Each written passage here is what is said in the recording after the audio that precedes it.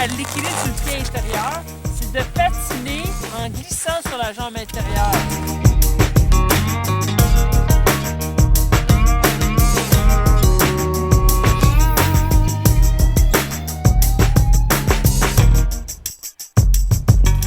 D'alignement, je l'ai dit tantôt un peu comme si, dans le fond, ici, j'ai un axe dans lequel je suis vraiment aligné.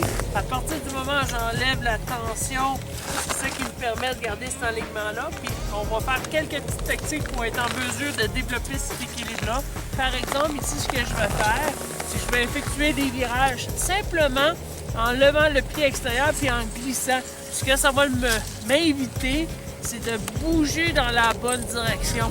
Donc, si je suis un peu trop en arrière, je ne serai pas en mesure de bouger sur le pied intérieur. Si je suis en rotation non plus ou je suis trop en compression.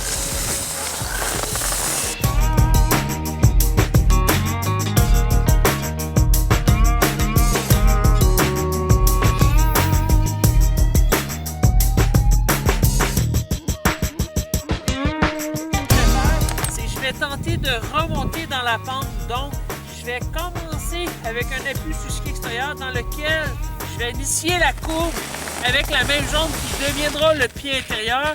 Et par la suite, je vais changer de pied. Ce que ça va m'inviter, évidemment, oui, l'équilibre de bouger dans la bonne direction, mais surtout de favoriser un enchaînement d'une courbe à l'autre.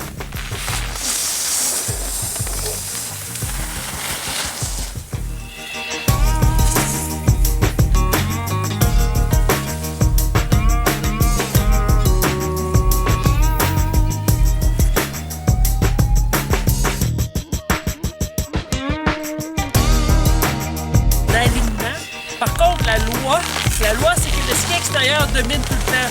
Le ski extérieur a la fonction de diriger. Donc, si je m'appuie de ce côté-là, je m'en vais là. Si je m'appuie ici, je m'en vais là. Néanmoins, la jambe intérieure doit avoir un certain contact sur la neige. Il y a une grosse différence entre tomber sa jambe intérieure versus s'équilibrer sur la jambe intérieure.